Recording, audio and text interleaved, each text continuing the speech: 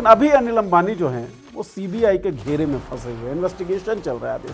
प्रधानमंत्री हो या जो लोग डिसीजन मेकिंग में होते हैं, कब वो आपसे मुंह मोड़ लें, कब उनकी नज़रें हट जाएं, ये उसका उदाहरण है। अनिल अंबानी की प्रॉपर्टीज़ जो हाई क्लास प्रॉपर्टीज़ हैं मुंबई के अंदर बड़ी वैल्यू वाली, वो अडानी साहब ही परचेज।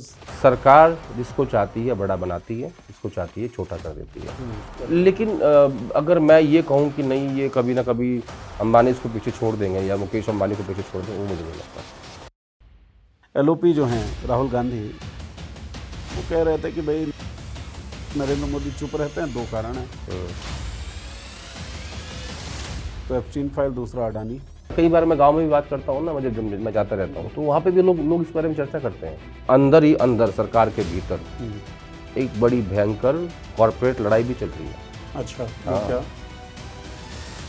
सारे पत्ते मत खुलवा अभी। तो एक ऐसे युद्ध की जो युद्ध विश्व युद्ध तक पहुंच सकता है, जो पूरे विश्व को जिसने हिला के रख दिया है, उसकी मध्यस्थता, उसका मीडिएशन पाकिस्तान कर रहा है। सबसे ज़्यादा शर्मनाक बात भारत के लिए नहीं हो सकती। सबसे भयानक बात यह है कि आउटकम कुछ भी हो इस युद्ध का, भारत लूजिंग साइड पर रहेगा। एक आदमी अपने आप से खुद इतना ऑब्सेस्ड है, उसको लगता है कि नहीं, बस मुझे दिखना है, देश जाए बाढ़ में। सूरत, गुजरात का जो एक शहर है, वहाँ से पलायन की खबरें लगातार आ रही हैं। लेकिन यही सरकार कह रही थी कोई किल्लत नहीं है, और आप फिर 8-10 दिनों के बाद आप भाषण देते हैं, कहते हैं कोरोना जैसा माहौल। प्रधानमंत्री जो भाषण था उसका निचोड़ ये है कि जब मैं कह दूंगा तब थाली, बाल्टी, तसला, जो भी मैं पीटने के लिए कहूँ वो पीट देना। तो सत्ता की चाबी एक बार अगर गई, नरेंद्र मोदी एक बार गए, तो फिर वो लंबे समय के लिए जाएंगे। इस देश की जनता किसको कब गिराएगी, कब बिठाएगी, कोई नहीं जानता। इलेक्शन कमीशन के कागजात पे भारतीय जनता पार्टी का मुहर। एक तो मुझे ये समझ नहीं आया कि वो जो बीजेपी की स्टैम्प थी वो चुनाव आयोग के दफ्तर में क्या कर रही थी। अब अमित मालवीय साहब जो हैं वो कह रहे हैं कि this is the fake news, ये फोर्स्ड डॉक्यूमेंट है। मतलब इलेक्शन कमीशन मान रहा है। अमित मालवीय की जो क्रेडिबिलिटी है वो भी अब मार्केट में बची नहीं है। कभी थी।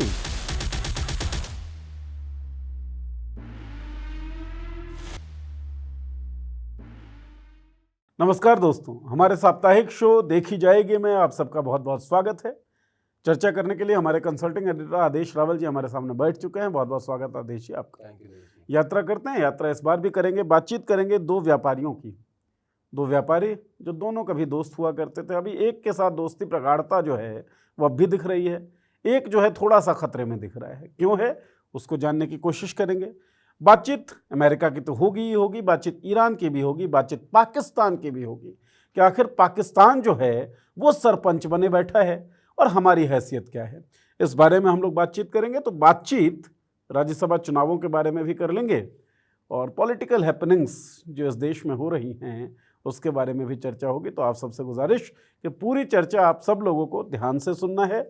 अगर सब्सक्राइब नहीं किया हो चैनल तो सब्सक्राइब कर लीजिए, ये हम आपसे गुजारिश कर सकते हैं। चर्चा शुरू करते हैं आदेश जी।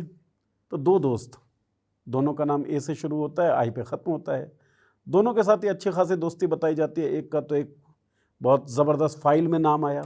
एक के लिए राहुल गांधी कहते हैं कि भाई इस बंदे की वजह से नरेंद्र मोदी जो है वो मौन साले बैठे हैं। हमें नाम लेके बात करनी चाहिए। हाँ, जब मैं नाम लेता हूँ तब सर कह देते साहब साहब बोले, जब मैं नहीं देता। ठीक, तो अडानी और अंबानी जब वो आपत्ति जाहिर करते हैं संसद के अंदर, सरकार ये कहती है कि नहीं आप उनका नाम मत लीजिए। जैसे गांव में कहते हैं ना कि पति का नाम मत लो, पत्नी कहती है ए जी, है ना, तो वो ए जी ओ जी वाला सिस्टम जो है वो संसद के अंदर अप्लाई होता है। ठीक है। हम जब अपने दर्शकों से बात कर रहे हैं तो हमें कम से कम नाम लेके बताना चाहिए कि कौन से दोस्त, किसका दोस्त, ठीक है, और कौन से दो दोस्त, तो आप उसको पूरा एक्सप्लेन कीजिए। चलिए, दर्शक समझ रहे होंगे ना। तो दोस्त नरेंद्र मोदी के दोनों ही व्यापारी, एक दोस्त जिसका एक सीक्रेट फाइल एप्स्टीन फाइल्स में नाम आया, अनिल अंबानी।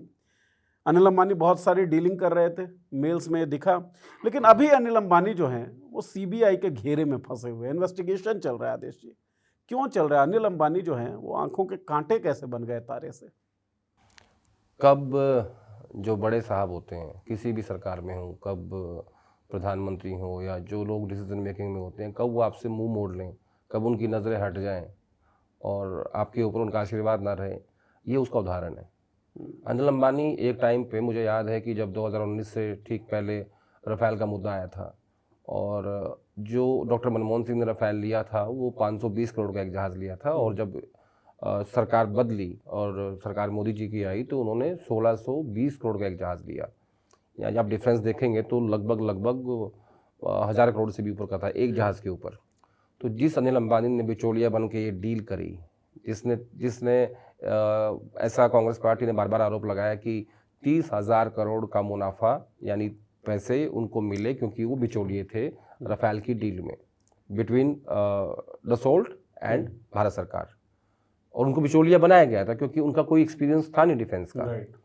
तो जब साहब की कृपा थी तो इतनी थी कि 30,000 करोड़ कमा रहे थे without any experience in defence sector, और उसमें फिर इन्होंने कुछ काम भी किया था डिफेंस को लेके, वो कुछ फैक्ट्री भी लगाई थी लेकिन कुछ बन नहीं पाई बात। और आज आते आते एप्स्टीन फाइल्स में आ गए, और आपको अब हर रोज़ आपके परिवार को और आपको कभी ईडी कभी सीबीआई बुला रही है, और आपके ऊपर बैंकों का 45,000 करोड़ का कर्जा है, ठीक है, जो कि देश की जनता का पैसा है जी।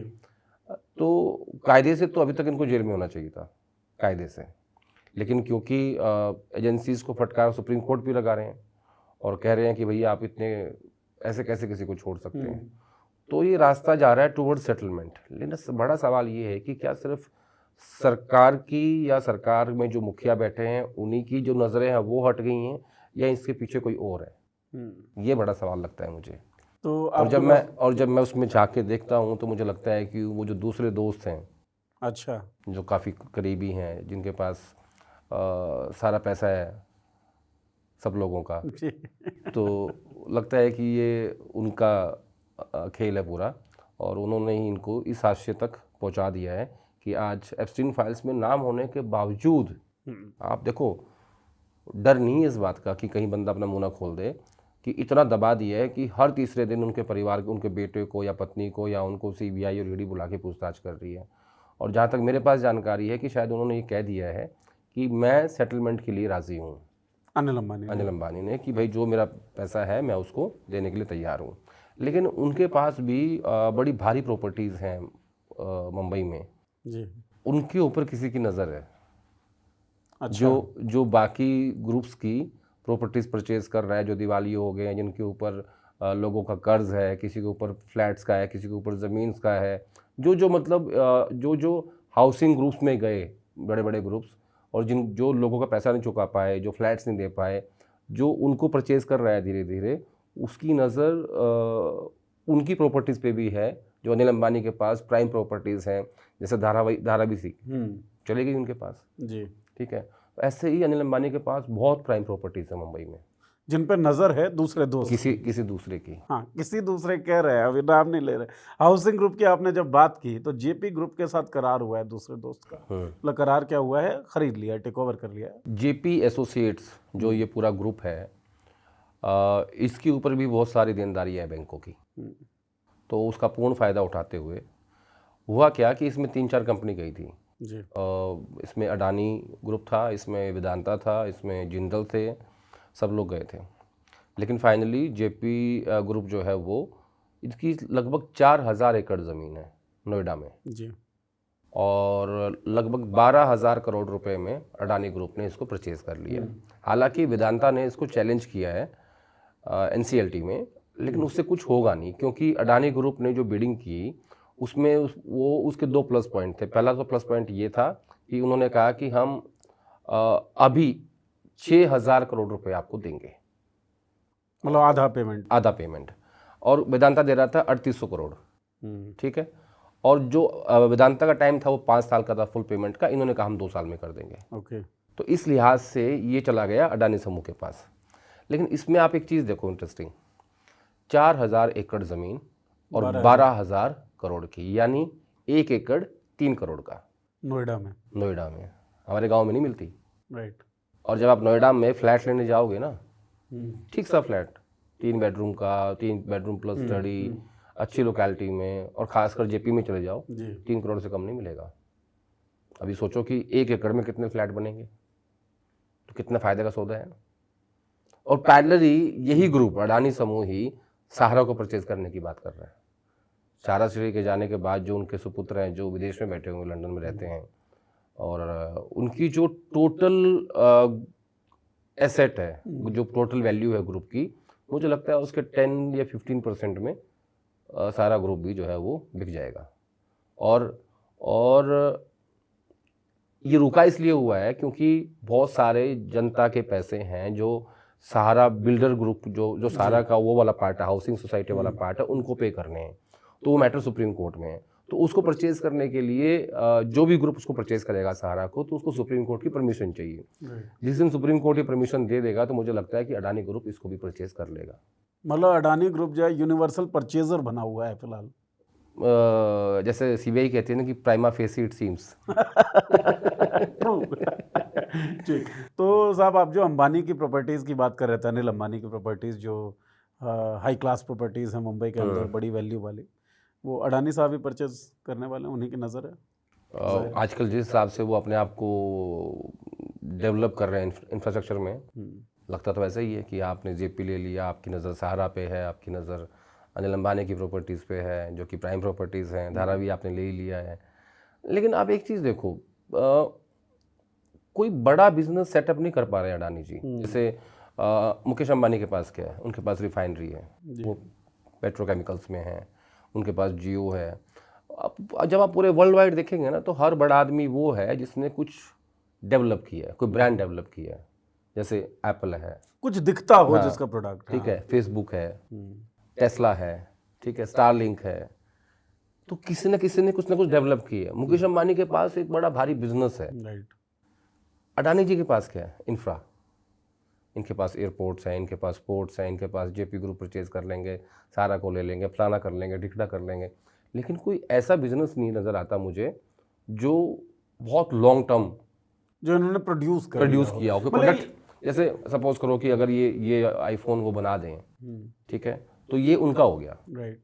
और फिर इसी के आधार पे उनकी जो ग्रोथ है उसको आप चेक करेंगे। इसीलिए इनके ऊपर जो इन्होंने करने की कोशिश की थी अमेरिका में कि वहाँ की जनता का पैसा लिया और उसको यहाँ पे लगाया, तो मुझे लगता है कि वो जो केस चल रहा है हमारे डिपार्टमेंट ऑफ जस्टिस में, वो भी उसी का एक कारण है।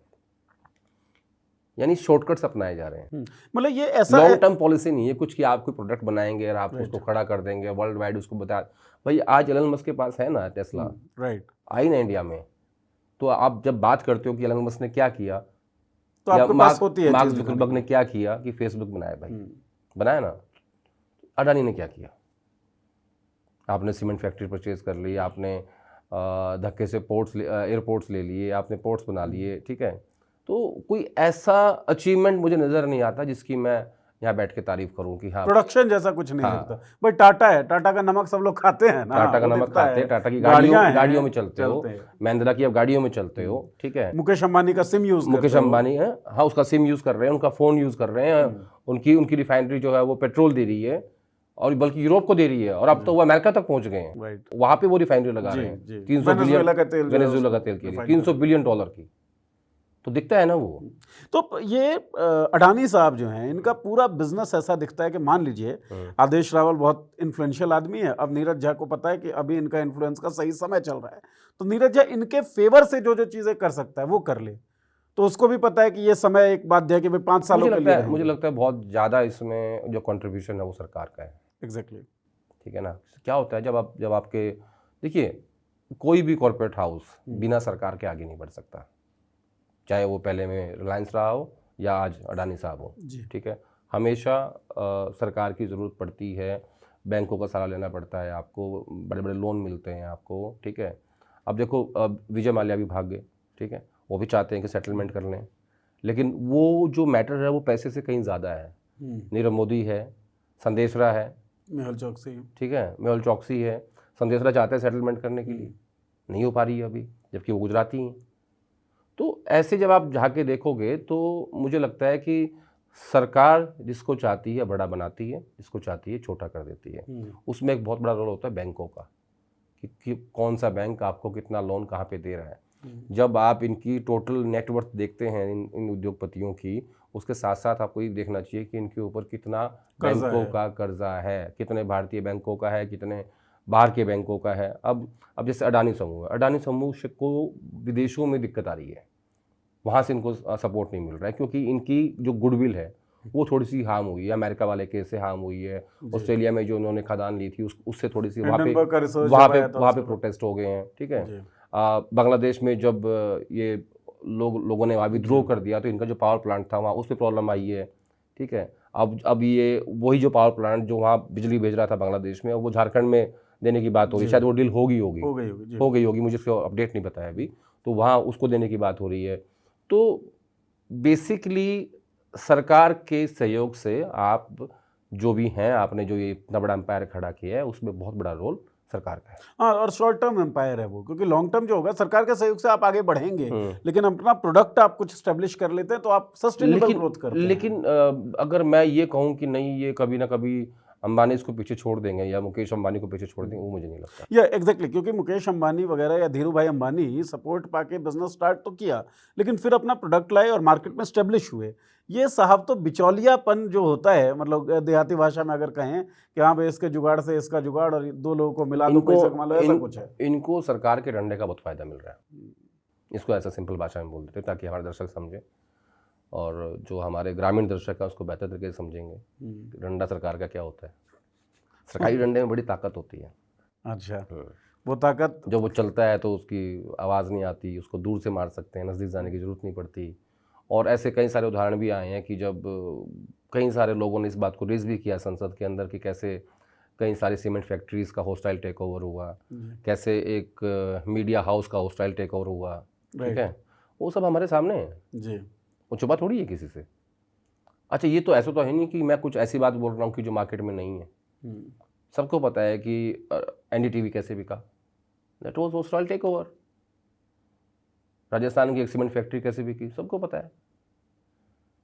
जेपी ग्रुप की भी सीमेंट फैक्ट्रीज हैं। ठीक है ना। तो मतलब मेरा ऐसा मानना है कि इसमें बहुत बड़ा योगदान सरकार के डंडे का है, और जब कभी ये निज़ाम बदलेगा तो उसके बाद क्या रिपरकशंस होंगे इस चीज़ के, और वो उसको कैसे एक्सेप्ट करेगा, और उसमें उसके बाद फिर रिलायंस उस सरकार के साथ या मुकेश भाई के सरकार के साथ क्या टर्म्स होंगे, ये सब चीज़ें ठीक बात है आने वाले समय में पता लगेंगी। और कई बार एक हमारे दोस्त हैं, जानने वाले हैं, दोस्त नहीं जानने वाले हैं, वो कहते हैं कि ये सब भविष्य के गर्भ में छुपा हुआ। भविष्य के रिश्ता हो तो रिश्ता इतना डिस्क्लोज ना हो कि आगे आने वाले समय में आपको दिक्कत हो सके। तो रिश्ता तो बहुत ज़्यादा डिस्क्लोज है, जिसके कारण एलओपी जो हैं राहुल गांधी, वो कह रहे थे कि भाई नरेंद्र मोदी चुप रहते हैं, दो कारण हैं, तो एप्स्टीन फाइल, दूसरा अडानी। ठीक लगता है, लगातार बोल रहे हैं इस बात को। इस चीज़ के बावजूद ये आरोप लग रहे हैं, और ये आरोप अब कॉमन आदमी भी इस बारे में बात कर रहा है कि भाई अडानी के कारण जो है वो मोदी साहब मौन हो सकते हैं, दिख सकता है। अडानी को उन्होंने फेवर किया हर विदेश यात्रा के बाद, इसके तो सबूत भी है, काफ़ी सारे वीडियोस इसके बारे में हैं। फिर भी अडानी का जो एक्सपेंशन है सरकार के शह पे, वो रुक नहीं रहा है इस भी हालात में। कारण क्या है? तो राहुल गांधी बोल तो हैं कि भाई जो जितना पैसा अडानी समूह के पास है वो सारा पैसा प्रधानमंत्री जी का है। इसीलिए अमेरिका जो है उस बार बार उस चीज़ को दबाता है, क्योंकि अमेरिका ये जानता है कि अगर मुझे फाइनेंशियली चोट मारनी है तो मुझे ये जो डीओजे वाला केस है इसको थोड़ा सा टाइट करना पड़ेगा, यानी वो चूड़ी दबानी पड़ेगी। ठीक है ना। तो वो तो साफ साफ राहुल गांधी अपने हर भाषण में बोलते हैं। संसद परिसर में जब वो मीडिया से बात करते हैं तब बोलते हैं, जब उनको संसद के अंदर ये बात बोलने नहीं दी जाती तब वो बाहर आके परिसर में बोल देते हैं मीडिया से बात करते हुए। और ऑफ रिकॉर्ड बैठकों में तो वैसी बातें बहुत सारी बोलते हैं, डिटेल में बोलते हैं कि किस तरीके का नेक्सस है, कैसे एक समूह को सारी चीज़ें दी जा रही हैं, कैसे उसका सरकार की शय पे उस समूह का विकास हो रहा है। तो ये तो मतलब अब तो इसमें कोई सीक्रेट तो बचा ही नहीं है, तो खुली किताब है। अब तो मैं कई बार मैं गांव में भी बात करता हूँ ना, जब मैं जाता रहता हूँ तो वहाँ पे भी लोग इस बारे में चर्चा करते हैं कि पहले कहते थे कि भाई ये टाटा और बिरला की सरकार है, ये गांव में कहते हैं पहले टाटा बिरला समझेंगे अपने आप को। ऐसे ही रिलायंस के बारे में कहते थे अंबानी की सरकार है। अब वो सब नाम नहीं लिए जाते, अब कहते हैं कि अडानी की सरकार है। पहले 2-3 नाम आते थे, अब एक ही नाम आता है। तो और अंदर ही अंदर सरकार के भीतर एक बड़ी भयंकर कॉर्पोरेट लड़ाई भी चल रही है। अच्छा, वो क्या? अब बहुत लोगों ने कहा कि यूएनआई का जो दफ्तर में पुलिस पहुंची है वो मीडिया पे हमला है, ये है वो है। कुछ नहीं है, वो मीडिया पे हमला नहीं है, वो कॉर्पोरेट लड़ाई है। यूएनआई के दफ्तर की उस पर पहले नज़र थी, उस दफ्तर के ऊपर सुभाष चंद्रा की। जी वालो मालिक। वो लुटियंस में संसद से 200 मीटर की दूरी पे वो दफ्तर है। ठीक है, कितने हजार करोड़ की प्रॉपर्टी किसी को नहीं पता। आरपी गुप्ता जो स्टेट्समैन के मालिक हैं, जिनकी नज़दीकियाँ हिरेन जोशी के साथ हैं, और वो उजागर भी की थी हमने अपने कई शोज़ में। ठीक है, अलास्का का वो ट्रिप जहाँ गुप्ता भी थे, वो भी, ये भी एक होस्टाइल टेक ओवर था और ये मैटर कोर्ट में था। ठीक है, इसका मीडिया की फ्रीडम से कोई मतलब नहीं है। ये कॉर्पोरेट झगड़ा है। अब देखना कि ये जो लैंड है ये किस बहाने से किस ग्रुप के पास जाएगी, उसमें सब कुछ खुल जाएगा। अच्छा, जोड़ दिया इसको मीडिया की इंडिपेंडेंस से, कुछ भी नहीं है वैसा। ये बेसिकली क्या था कि जो हिरेन जोशी के आशीर्वाद से आरपी गुप्ता यहाँ तक बैठ के पहुँचे थे, ये जो दूसरी कॉर्पोरेट लॉबी है, ये उसने कोर्ट के माध्यम से, क्योंकि सबूत थे ऐसे, कोर्ट ने वो जजमेंट दे दिया। अब सिर्फ ये देखना कि ये बिल्डिंग या ये ज़मीन या ये दफ्तर किसके पास जाएगा। सुभाष चंद्र के पास से जा रहा है क्या? नहीं, देखो सारे पत्ते मत खुलवा अभी। अच्छा, कुछ हो जाए तब चर्चा करें फिर। हाँ, कुछ पत्ते रहने दे। तो हिरेन जोशी जो है, तो बेसिकली बात समझे नहीं, लड़ाई तो कॉर्पोरेट है ना, इसका मैं जिक्र कर रहा हूँ। राइट। क्यों बंद हुआ ड्रीम 11? लड़ाई कॉर्पोरेट थी। किसका था ड्रीम 11? हर्ष जैन का, आनंद जैन के बेटे का, was close to Mukesh Ambani. तो जो झगड़े यूपीए 2 में थे, कॉर्पोरेट झगड़े, जिसके कारण कांग्रेस पार्टी चली गई, धरातल में चली गई, उठ नहीं पाई आज तक भी, वही झगड़े अब इधर हैं।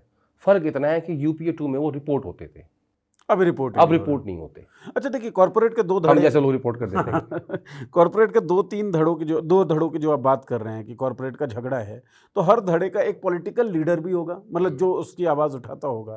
तो इस तरह लीडर्स के बीच में भी आपस में राइवलरी होगी। ये राइवलरी किसके बीच? उदाहरण दे देता हूँ, जैसे मैंने ड्रीम 11 की बात की, वो किसके अंडर आता था? अश्विनी वैष्णव के, मंत्री तो वही थे। और एक ऑर्डिनेंस के जरिए आपने ये कहा कि गेम ऑफ स्किल जो है वो भी इलीगल है, इलीगल है, तो आपने उसको बंद कर दिया। उससे किसका नुकसान हुआ? वैष्णव नहीं, जो उसको चला रहे थे। उसमें जो पार्टनर थे, नाम लेना ठीक नहीं है। तो ये सबको सब पता है। अंदर भी उन धड़ों के मालिक बैठे हुए हैं। बेसिकली सारा झगड़ा पैसे का था। एक तरफ इलीगल पैसा था और एक तरफ लीगल पैसा था। कोई इलीगल कमा रहा था, उसको लगा कि ये हम तो इलीगल कमा रहे हैं और ये लीगल कमा रहे हैं, ये क्या हो रहा है? मालिक हम सरकार के। अच्छा, हाँ, मालिक जो है वो इलीगल कमा रहे हैं और कोई बाहर बैठ के लीगल छाप गया हज़ारों करोड़, तब तो लाइन ऑर्डिनेंस। तो झगड़े हैं, रिपोर्ट नहीं होते हैं। और यूएनआई का दफ्तर कोई मीडिया पे हमला नहीं है, ये भी कॉर्पोरेट झगड़ा है। कुछ दिन रुक जाओ, पता लग जाएगा ये ऑफिस किसके नाम होने वाला है। विशुद्ध कॉर्पोरेट लड़ाई, विशुद्ध कॉर्पोरेट लड़ाई है। चलिए, विशुद्ध कॉर्पोरेट लड़ाई भारतीय जनता पार्टी के बीच में चल रही है। और जब विशुद्ध कॉर्पोरेट लड़ाइयाँ पॉलिटिकल पार्टीज में चलने लगती हैं तो पॉलिटिकल पार्टीज धरातल में जाती हैं। उनका हाल कांग्रेस जैसा हो जाता है। कांग्रेस जैसा हो जाता है। ये कांग्रेस बीट कवर करने वाले पत्रकार है जो कांग्रेस पे सबसे ज्यादा हमलावर रहते हैं। नहीं, हमलावर नहीं रहते, सच्चाई बोलनी चाहिए ना भाई। देख, जनता हमें इसलिए सुनती है, जितने भी हमारे दर्शक हैं इसलिए सुनते हैं क्योंकि हम सारी बात को आपके सामने खोल के रख देते हैं, बेयर ट्रुथ। ठीक है, जो टीवी और अखबार में नहीं आता वो खबर होती है, और वो खबर आपको हम यहाँ बताते हैं, और जो हम बताते हैं वो टीवी अखबार में नहीं आता। आ ही नहीं सकता। कॉर्पोरेट की लड़ाइयाँ हैं, कैसे आएंगी? क्योंकि सब उनका ही है, अखबार भी और टीवी भी। ठीक बात है, ये फर्क है। चलिए, अब थोड़ा सा जियो पॉलिटिकल बातचीत कर लेते हैं साहब। नहीं, आप मुझे लगा कि आप JIO की बात कर रहे हो, आप GEO की बात कर रहे हैं। मैं GEO की बात कर रहा हूँ। JIO पे भी बातचीत फिर पूरे शो में भी कभी की जाएगी, थोड़ी बहुत तो हमने करने की कोशिश की है। तो जियो पॉलिटिक्स में हमने एक छोटे से हिस्से में बातचीत की थी पिछले शो में कि किस तरीके से पाकिस्तान जो है उसकी विदेश नीति हमारी विदेश नीति से थोड़ी बहुत तो ऊपर दिख रही है। अभी जो बिल्कुल नया डेवलपमेंट हुआ है उसमें तो पाकिस्तान मध्यस्थता कर रही है। मतलब एक ऐसे युद्ध की जो युद्ध विश्व युद्ध तक पहुंच सकता है, जो पूरे विश्व को जिसने हिला के रख दिया है, उसकी मध्यस्थता, उसका मीडिएशन पाकिस्तान कर रही है। क्या पॉलिटिकली कैसे आप इसको डिकोड करते हैं? ज़्यादा शर्मनाक बात भारत के लिए नहीं हो सकती कि ईरान और अमेरिका के बीच का मीडिएटर पाकिस्तान है, जो आपके पड़ोस में है। पहली बात। दूसरी बात, आप जब ये हमला हुआ था, उस हमले के होने से 2 दिन पहले आप इजराइल गए, ठीक है, और 2 दिन बाद हमला हो जाता है, और आपने उसकी ना निंदा की और ना श्रद्धांजलि दी। यानी आपने ईरान से दुश्मनी मोल ले ली, ठीक है।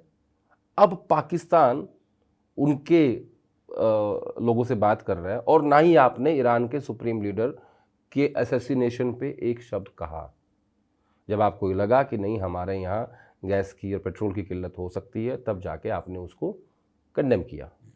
वो भी मजबूरी में किया, क्योंकि जब कांग्रेस पार्टी की नेता सोनिया गांधी ने एक लेख लिखा और ये कहा कि भारत का स्टैंड कभी भी ऐसा नहीं होता था फॉरेन पॉलिसी को लेके, हम जो हैं एक तरफा नहीं होते थे, और प्रेशर बड़ा सरकार के ऊपर तब। और क्योंकि उस वो जो रास्ता है, जो संकीर्ण रास्ता है, जिसको स्ट्रेट ऑफ हर्मोज बोल रहे हैं, और जब लगा कि नहीं, अब यहाँ से हमारे जहाज़ नहीं गुजर सकते, और 80% गैस और वहाँ से आ रही है, तब आप फंस गए। अब पाकिस्तान मीडिएट कर रहा है, बिचौलिया हो गया है। बताओ, इससे शर्मनाक बात नहीं हो सकती।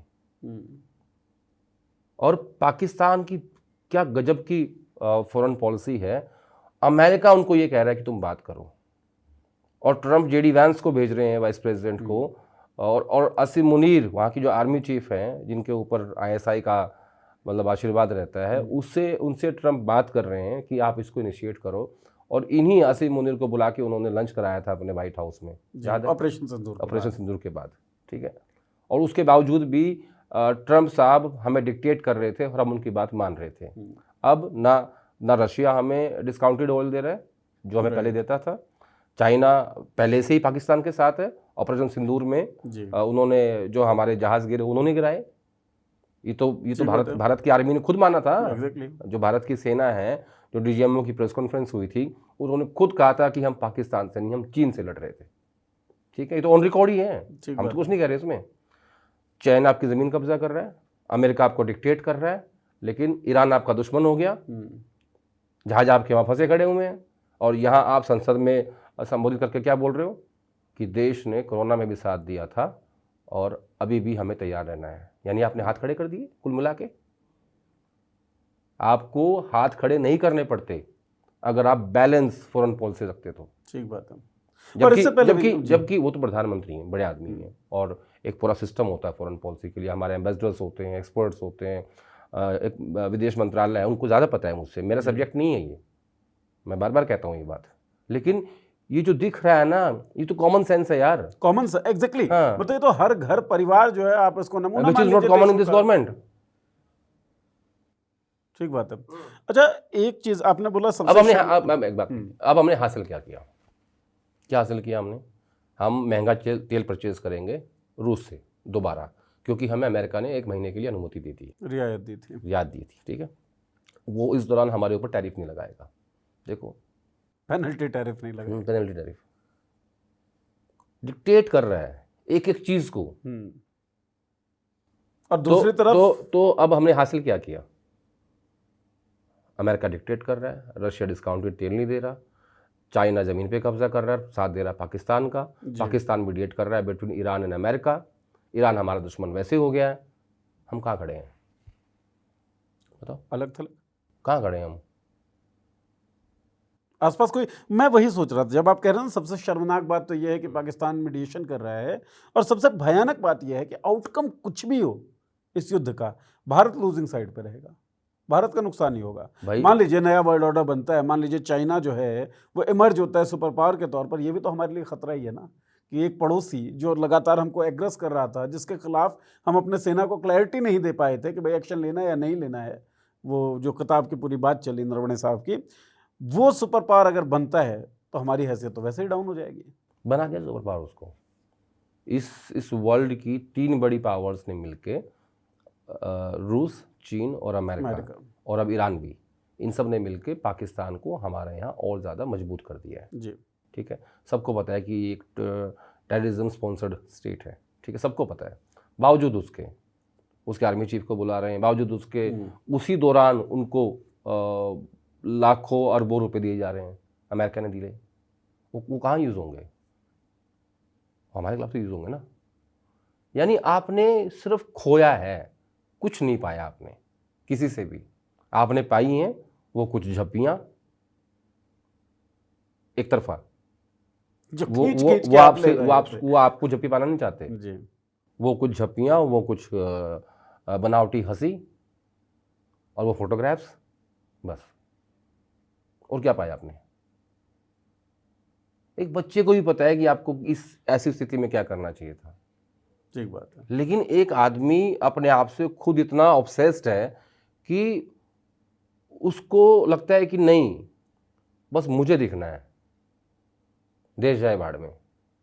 अब आपने कह दिया कि भाई देश ने साथ दिया कोरोना में भी। हो सकता है ये कह दे कि नहीं भैया आप फिर से थाली बजाओ, बालकनी में बाहर आके लाइन में खड़े हो जाओ, बैटरी जला लो। इसका कोई साइंटिफिक कारण नहीं होता, और देश करेगा, मैं ये भी जानता हूँ। मैंने आपके लास्ट टू लास्ट शो में एक बात कही थी कि अगर देश के सामने क्राइसिस है तो प्रधानमंत्री जी को सामने आके बोल देना चाहिए कि हाँ हम संकट में हैं और आप लोग एक वक्त की रोटी कम खा लो, ठीक है, या जो भी समाधान निकल सकता निकालो, देश साथ देगा, मुझे पता है देगा, अभी भी देगा। और आज ही मुझे लगता है कि वो बताया कि जो मिडिल ईस्ट में जो कुछ भी हो रहा है, इससे जो हमारी अनुमानित 7% GDP ग्रोथ थी वो घट के 5.9 पे आ जाएगी। और ये GDP को नापने का जो तरीका है ये इस सरकार का नया है, ठीक है। अगर मैं इसको पुराने हिसाब से कैलकुलेट करें तो ये 5.9 नहीं, ये और नीचे जाएगी, कम से कम 1.5 से 2%। तो पार्टी से जुड़े ही जो इकोनॉमिस्ट हैं सुब्रमण्यम स्वामी, जो उन्होंने इंटरव्यू दिया तो उन्होंने साफ कहा था कि जीडीपी का आंकड़ा जो है पूरी तरीके से मैनिपुलेटेड है, 5% से ऊपर है ही नहीं। जब ये 7% कह रहे थे तब। Neeraj, not only GDP, her data manipulated, her data manipulated है। आप हर चीज़ छुपाते हो। हाँ, आपके पास एक माध्यम है मीडिया, उसके सारे आप छुपा लेते हो सब कुछ, लेकिन देर सवेर सच्चाई देश के सामने आएगी और आ रही है धीरे धीरे।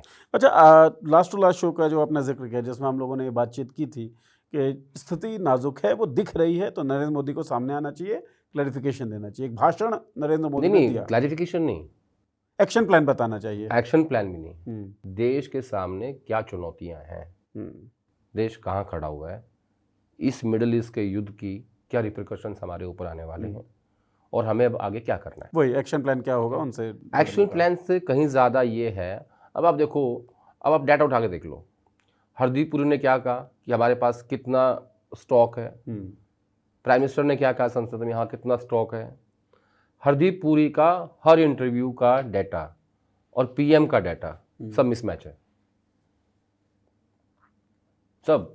कोई कह रहा है हमारे पास हफ्ते की गैस है, कोई कह रहा है कि 15 डेज़ की है, कोई कह रहा है कि 53 मेट्रिक टन है जी, ठीक है। तो मतलब मेरा ऐसा मानना है कि कम से कम अगर इस देश के पेट्रोलियम मंत्री ने एक डाटा दिया है मीडिया को अपने इंटरव्यू में, तो PMO के जो अधिकारी थे उनको ये जो भाषण लिख रहे थे प्रधानमंत्री जी का, उनको चेक करना चाहिए था कि अभी तक इन्होंने क्या बोला है, और फिर कोट करके कहते कि हाँ इतना उन्होंने कहा था और इतना हमने और बढ़ा दिया है, और हमने ये जो बढ़ाया है ये इन देशों से या अपनी प्रोडक्शन से बढ़ाया है, तब हम यहाँ पे खड़े हुए हैं। ये हमारी एक्चुअल स्थिति। मैं इसमें ना एक चीज़, मैं जब वो भाषण सुन रहा था तभी ध्यान आया, जो सोशल मीडिया कंपनीज जो होती है ना sir, social media management companies, वो क्लाइंट को मूर्ख बनाने के लिए क्या करती हैं कि ऐसे ऐसे नंबर्स दिखाती है जो बहुत बड़े नंबर्स हों, ह्यूज नंबर्स हों, और उसके पीछे जो एनालिसिस पॉइंट होगा उसको छुपा लेती है, क्योंकि वो आपकी पोल खोल देगी।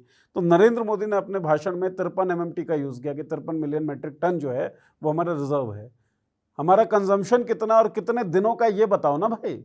मैं वही तो वो आपका 9-9.5 दिनों का है, वो आप बता नहीं रहे। मैंने वही कहा। अब इन्होंने क्या किया कि 2 जहाज आ गए, उस पर पूरा ढोल पीट दिए, छाती पीट ली कि वो कमाल हो गया जी, हथौड़ा मारा पहाड़ तोड़ दिया जी। अरे भाई वो 2 दिन की खपत है इस देश की, जरूरतें पूरी करने वाली 2 दिन की, उसके ऊपर 2 जहाज को ऐसे दिखा दिया जैसे मतलब ईरान को उठा के हिंदुस्तान ले आए हैं जहाज में। 2 जहाज बताएंगे, ये नहीं बताएंगे कि उस जहाज में कितनी गैस है, उससे कितने लोगों का भला होगा, कितने सिलेंडर भरे जाएंगे, कितने दिन वो गैस चलेगी, ये नहीं बोलेंगे कुछ भी। ठीक बात है। इसके बाद एक और जहाज आया जिसका पेमेंट आपने चीनी युआन में किया हुआ है, तो आप वर्ड ऑर्डर तो एक्सेप्ट कर चुके हैं लगता है, और उस वर्ड ऑर्डर में भी हम लोग इक्विवेलेंट खड़े नहीं दिख रहे हैं। और अभी जब हम बात कर रहे हैं ना, अभी बात करते करते मुझे जानकारी मिली है कि ये जो बात हो रही है कि अमेरिका जो कह रहा है कि हम बातचीत कर रहे हैं, जो ट्रम्प बार बार कह रहे हैं, ईरान ने ये कह दिया है कि अमेरिका खुद से बात कर रहा है, हमसे नहीं कर रहा। यानी इजराइल और अमेरिका की जो अकड़ थी कि हम 4 दिन में ईरान को पैक कर देंगे, ईरान ने उनको पैक कर दिया है। ट्रम्प को एक सेफ एग्जिट चाहिए अब, जो उसे मिल नहीं रहा है।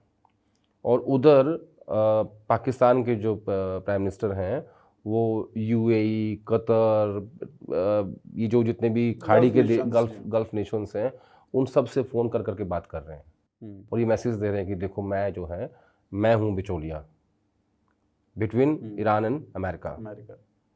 तो वो अपनी पोजिशनिंग कर रहा है ना, राइट। वो गलत नहीं कर रहा है। कोई भी देश ऐसे ही करेगा, वो अपनी पोजिशनिंग करेगा। लेकिन हमने अपनी पोजिशनिंग कहाँ की है? सब गवा दिया हमने, सब गवा के हम अकेले अपने घर बैठे हुए हैं, और ना हमारे पास गैस है, ना हमारे पास पेट्रोल है पर्याप्त। गोदी मीडिया के स्टूडियोज हैं जिन पे विश्व गुरु के नारे जो हैं वो चलते रहेंगे, विदेशों में राजीव शुक्ला ठीक कहते हैं। कल रात को वो था, डिनर था अभिषेक मनु सिंघवी का, तो मैं भी इन्वाइटेड था वहाँ। तो वहाँ खड़गे साहब भी थे, राहुल गांधी थे, अपोजिशन पार्टीज के सारे नेता थे। तो वहाँ मुझे मिले राजीव शुक्ला। तो मैंने कहा सर, वो जो आपने बात कही ना संसद के अंदर कि हम विश्व गुरु हैं, हम आश्रम खोल के बैठे हैं, चेले हैं नहीं। आपने बहुत बढ़िया कही वो। तो बोला वो पता नहीं वो बात कैसे मेरे दिमाग में आई। मैंने अप्रिशिएट किया उनकी उस बात को, क्योंकि वो बात बहुत अच्छी है। अब भाई आप विश्व गुरु तो हो, कोई चेला है क्या आपका? ठीक बात है, अपने आप ही जी मैं मास्टर जी आश्रम, हाँ हेलो मैं मास्टर जी बोल रहा हूँ। अरे तू मास्टर बोल रहा है, जी तो मैं लगाऊंगा। जी लगाने का अधिकार मेरे पास है। मैं वकील साहब बोल रहा हूँ, तो वकील बोल रहा भाई, साहब नहीं है तू। वो अगर मेरी नज़रों में आपका सम्मान होगा तो मैं आपको वकील साहब कहूँगा, मैं आपको मास्टर जी कहूँगा। ये खुद को इज्जत दे के बोल रहे हैं। अरे इस देश में बिस्किट को भी पार्ले जी कहते हैं। ठीक बात है। लेकिन ये सेल्फ ऑब्सेशन जो है ना, ये आपको बड़ा भारी पड़ेगा, और इसका लॉन्ग टर्म इम्पैक्ट है। सेल्फ ऑब्सेशन आपको क्या भारी पड़ेगा? पूरे देश को बहुत भारी पड़ेगा। मैं उसी की बात कर रहा हूँ, उनको नहीं पड़ेगा। उनको क्या बिगड़ना है? ठीक बात है, वो तो कह चुके हैं झोला तैयार है। नहीं वो उन्होंने कह दिया है, हाथ खड़े कर दिए हैं कि देश ने पहले भी साथ दिया था और अभी देंगे। और उनके भाषण से पहले वो तस्वीरें जब मैं देख रहा था सोशल मीडिया के ऊपर, तो रोंगटे खड़े हो गए थे। जब पलायन की भीड़ हमने कोरोना के समय में देखी, मैंने तो कवर की थी वो कोरोना के टाइम में। तब मैं काम करता था एबीपी न्यूज़ में। अच्छा। जब वो लोग पैदल जा रहे थे और कैसे दिल्ली से गुजर के वो पैदल आनंद विहार पहुंचते थे, और फिर आनंद विहार से बसें जो हैं वो डिस्पैच होती थी। और मैंने वो मतलब बहुत डरावना है वो, मैंने सब अपनी आंखों से देखा हुआ है। सूरत गुजरात का जो एक शहर है, वहाँ से पलायन की खबरें लगातार आ रही हैं। वो वीडियोस, वो मीडिया रिपोर्ट्स हैं कि किस तरीके से मजदूरों ने कहा कि राशन तो है लेकिन गैस नहीं है, खाना कहाँ से बनाएं। जिन कंपनियों में हम मजदूरी करते हैं वो कंपनियां हमको गैस प्रोवाइड नहीं कर पा रही हैं, हम खाना कहाँ से बनाएं। यही सरकार है जैसे चलिए इमरजेंसी प्रोविज़न इन्वोक किया और बाद में कहा रिफाइनरीज को कि तुम एलपीजी के प्रोडक्शन को बढ़ाओ, लेकिन यही सरकार कह रही थी कोई किल्लत नहीं है, कोई ऐसी चीज़ नहीं है। और आप फिर 8-10 दिनों के बाद आप भाषण देते हैं, कहते हैं कोरोना जैसा माहौल। तो ये तो मतलब जो डर है, जो पैनिक है, उसको और ज़्यादा बढ़ाने का ही काम किया गया, क्योंकि आपने ये नहीं बताया कि माहौल तो गड़बड़ है, इस माहौल से हम लड़ेंगे कैसे। तो पैनिक तो बढ़ेगा ही। उन्होंने जनता को कह दिया है कि आप लोग ना बन जाओ आत्मनिर्भर, ठीक है ना, लड़ाई आपको खुद लड़नी है।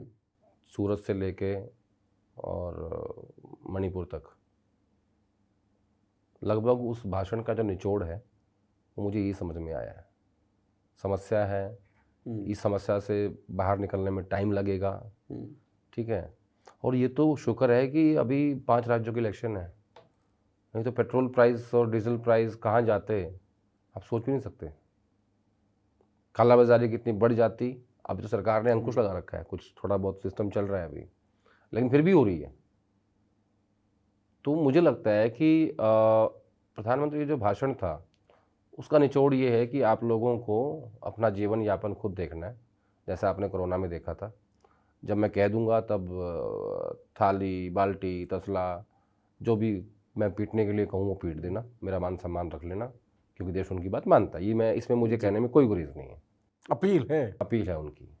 भाई अपील इसलिए है कि आज जो 38% वोट शेयर है बीजेपी का, ठीक है, उसमें से लगभग 16 से 18% अकेले मोदी जी का है, अकेले।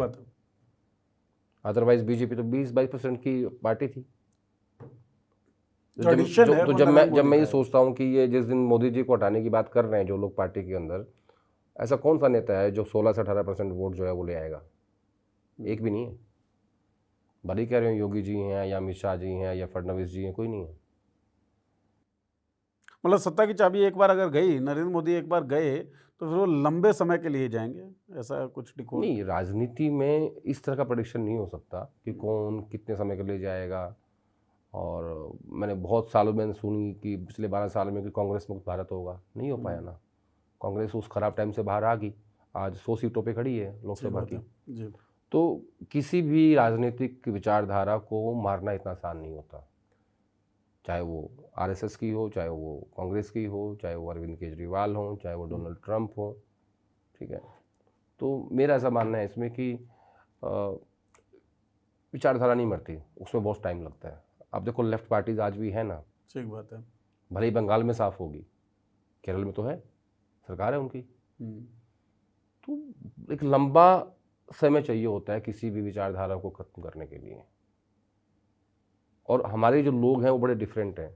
वो हमेशा जो सताया हुआ होता है, जो विक्टिम होता है, उसके साथ हो जाता है, जो कमज़ोर होता है। अच्छा, हमारे आपने जब आपको याद है 2014 में क्या था जी, मोदी जी गरीब परिवार से आते थे, चाय बेचते थे, इनकी माँ बर्तन साफ करती थी, तो लोगों के अंदर ये था कि नहीं, ये है इस देश का, ये गरीब का बच्चा है, ये हमारा आदमी है, हमारा आदमी है, गरीब का बच्चा है।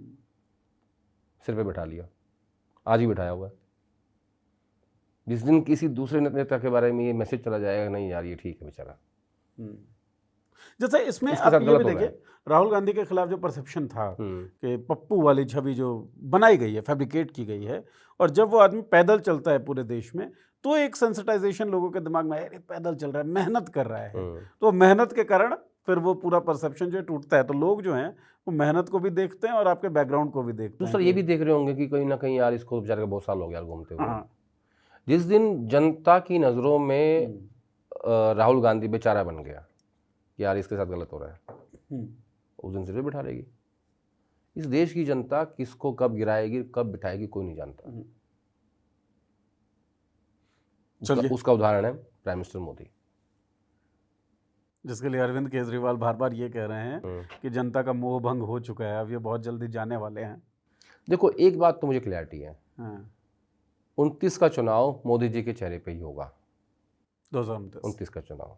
अगर कोई ये सोच रहा है कि नहीं हम इनको हटा देंगे क्योंकि इनके नाम पे बहुमत नहीं आया, 240 सीट आई हैं और कोई नया चेहरा लेके आएंगे, एक भी चेहरा ऐसा नहीं है जो प्रधानमंत्री मोदी के 1% भी हो। मैं शो के लास्ट क्वेश्चन पे आने वाला था, लेकिन आपने एक क्वेश्चन ऐड करवा दिया। आप पुराना जो हमारा शो था, लास्ट शो जो था, उसमें आपने कहा कि उत्तर प्रदेश का सीएम बदलने की जो बातचीत थी उसको अब 2027 तक टाल दिया गया है। टाला गया है ना, खत्म तो नहीं किया गया है।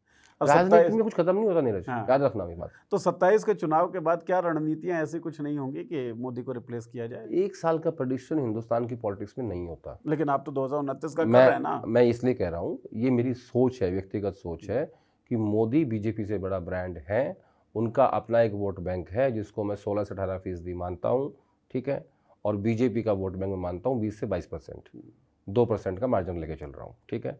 मेरा ऐसा मानना है कि अगर ये मोदी के बगैर, अगर इन्होंने ऐसी हिमाकत की संघ ने या बीजेपी के अंदर किसी ने, हालांकि बीजेपी के अंदर किसी की हिम्मत नहीं है, संघ में है, संघ का मैं कह नहीं सकता, किसी सीएम की हिम्मत नहीं है बीजेपी के अंदर, नहीं, किसी भी सीएम की नहीं। उत्तर प्रदेश का सीएम, देखो उत्तर प्रदेश के सीएम का झगड़ा अमित शाह से है, उनका कोई कंपटीशन मोदी से नहीं है। तो मोदी ना बीजेपी से बड़े ब्रांड है। तो अगर किसी ने हिमाकत की कि उन्होंने सोचा कि नहीं हम इनको हटा के कोई दूसरा फेस ले आएँ क्योंकि इनके नाम पे बहुमत नहीं मिला हमें 24 में, तो वो पॉलिटिकल सुसाइड होगा और बीजेपी धड़ाम से आगे गिरेगी 20 पे। और हो सकता है 20 से भी नीचे चली जाए। अच्छा, हम्म। बड़ा बुरा हाल ये मेरी पॉलिटिकल सेंस कहती है, जितनी थोड़ी बहुत है। जो आप डिकोड करते हैं उस हिसाब से। क्योंकि आपने जो जियो पॉलिटिकल बात की ना, ये मेरा सब्जेक्ट नहीं है, क्योंकि देश पूरे वर्ल्ड का माहौल ही ऐसा है, इसलिए हमें बात करनी पड़ रही है। नहीं, ये आपका बड़प्पन है, हर बार आप चर्चा करते हुए बात जरूर बोलते हैं। नहीं, मैं सही में कहता हूँ, जी। जो सच्ची बात है मैं वही कहता हूँ। हम्म, मैं आपकी बात इसलिए बोल रहा हूँ कि मुझे चर्चा करने में मजा आता है राजनीति के ऊपर, जिसको मैं जीता हूँ 24/7। वो मेरा फेवरेट सब्जेक्ट है। लेकिन क्योंकि पूरे वर्ल्ड का माहौल ऐसा है और उसका इम्पैक्ट हमारे ऊपर भी आ रहा है, हमारे देश पे भी आ रहा है, इसलिए हमें उस पर बात करनी पड़ती है और जनता उसके बारे में जानना चाहती है। एग्जैक्टली, और जनता अच्छे से समझ भी रही है, ग्रहण भी कर रही है, उनके कमेंट्स ये बात बताते भी हैं। आप बताइए भाई, जो जियो पॉलिटिकल सिचुएशन पे हम लोग बातचीत करते हैं, उसमें आनंद आता है या नहीं आता? नहीं, मुझे जानकारी हमेशा ये बढ़ती है लगता कि है, नहीं? मुझे हमेशा ये लगता है कि शायद मेरा सब्जेक्ट नहीं है और जनता कहीं हमें कटघरे में खड़ा ना कर दे। जब सब्जेक्ट नहीं होता तो मेहनत ज्यादा होती है, और उस मेहनत के कारण जो चीजें निकल के आती है बड़ी सार गर्भित, तो मुझे लगता है बड़ा अवेयरनेस फैलाने वाला है। खैर, राजनीति पे बात करते हुए शो को एंड करते हैं सर। एक घटना हुई और बड़ी हास्यास्पद भी है, बड़ी दुखद भी है, थोड़ी बहुत चिंताजनक भी। इलेक्शन कमीशन के कागजात पे भारतीय जनता पार्टी का मुहर। अब हेडलाइन के तौर पर आप ऐसा लिख दें तो बहुत बड़ी बात होगी, लेकिन जब डीप जाते हैं तो दिखता है यार क्लरिकल एरर ही था, शायद रहा होगा। इलेक्शन कमीशन ने जो जवाब भी दिया, सवाल ये बनता है कि सुप्रिया श्रीनेत और बाकी कई लोगों ने जब इस बात को ट्विटर पे लिखा, तो ट्विटर पे नोटिस आता है केरला पुलिस की तरफ से ट्विटर को नोटिस जाता है कि इनके अकाउंट को, मतलब ये जो कंटेंट है इसको टेक डाउन कर लिया जाए। सुप्रिया श्रीनेत कहती हैं कि एलडीएफ और बीजेपी जो है वो मिली हुई है। तो ये पूरा घटनाक्रम, सरकारी कागज पे बीजेपी की मुहर, उसके बाद उन अकाउंट्स पे एक्शन जिन अकाउंट्स ने इस खबर को चलाया। मैंने भी ट्वीट किया था। आया नोटिस? हाँ, मुझे भी नोटिस आया केरला पुलिस का। मेरी मेल पे है, दिखाऊं? हाँ, वो दिखाते हैं स्क्रीन पे जी। मुझे भी आया है। डिलीट किया कि नहीं आपने? नहीं, मैंने नहीं किया। अरे मजबूत आदमी है, ऐसे कैसे डिलीट? ऐसा नहीं होगा। ये 2 पेज का, हाँ, यही यूनिवर्सल लेटर है, केरला पुलिस का लेटर है। वो मुझे कह रहे हैं कि भाई ट्विटर ने उनको ये कहा कि ये हमारे यूजर्स हैं, इनका हम पोस्ट नहीं हटाएंगे। तो ट्विटर ने हमें ये कहा कि आप अपने काउंसिल से बात कर लीजिए, केरला पुलिस ने हमें नोटिस भेजा है। तो मैंने कहा ठीक है, जो सबके साथ होगा हमारे साथ भी हो जाएगा, यही तो है। हाँ, अब मेरे पास काउंसिल कहाँ से आएगा? मैं कहाँ से वकील लेके आऊँ? कौन उसकी फीस देगा? है ना, हम लोग तो मनरेगा रिपोर्टर है। तो अभिषेक मनु सिंघवी के डिनर में गए थे क्या आप? हाँ, मैं गया था। अच्छा, कल रात को। काउंसिल वाउंसिल की बात कर रहे थे? नहीं, वो तो बहुत महंगे काउंसिल हैं। अच्छा, मतलब डिनर विनर करना ठीक है, लेकिन ना, वहाँ वो सब नहीं हो सकता।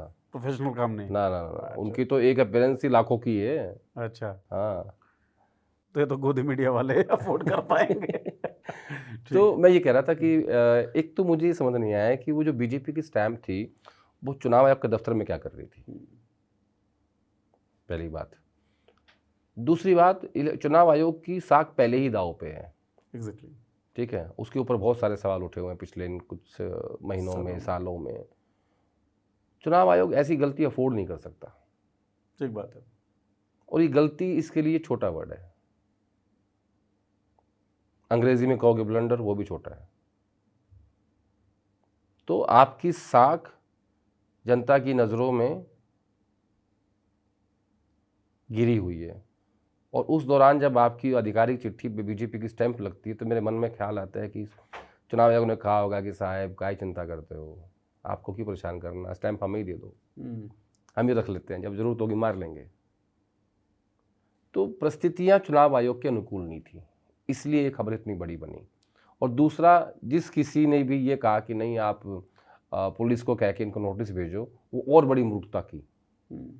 ये खबर शांत हो गई थी, ठीक बात है, एक रात के बाद वो नोटिस भेज के उसको फिर जिंदा कर दिया। तो मुझे ऐसे जो इन लोगों के जो स्ट्रैटेजिस्ट होते हैं ना, मीडिया स्ट्रैटेजिस्ट, बड़े मूर्ख हैं, मतलब इतने मूर्ख है ना, मैं उनको जूता मार के बाहर निकाल दूं। लेकिन चल रहे हैं ऐसे ही लोग, क्या करोगे? आपको हर तरफ के स्ट्रेटजिस्ट से बड़ी दिक्कत है। लॉजिक देके बात करता हूँ। हाँ, नहीं, ये बात बिल्कुल वाजिब है। देख लो, मेरी बात से सहमत ना हो नीरज जी, आप भी और दर्शक भी, तो मुझे बता दो। ना, सहमत तो ऐसे डोमोलिटिक शो हम लोग जो करते हैं डेली। अब कल मैं सोच रहा था कि भाई इस खबर पे की जा सकती है क्या, फिर मैंने जब डिग किया तो मैंने कहा एक्शन लिया ही है इलेक्शन कमीशन ने, और ये ऐसा दिख रहा है कि शायद क्लरिकल एरर हो।